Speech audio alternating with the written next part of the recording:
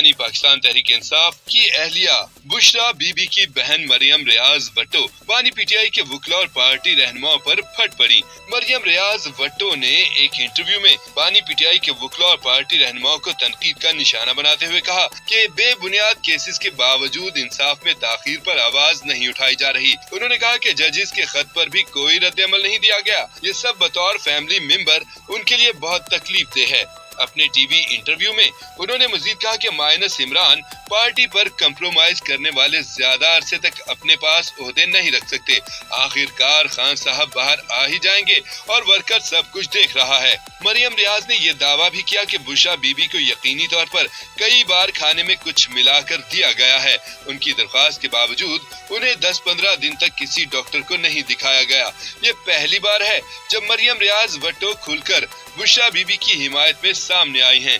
उन्होंने भी वही बात की है जो शेर अफजल मरवत और पार्टी के दीगर नजरियाती रहनुमा कर रहे हैं। माइनस इमरान पार्टी पर कंप्रोमाइज करने वाले ज्यादा देर ओहदों पर नहीं रह सकेंगे।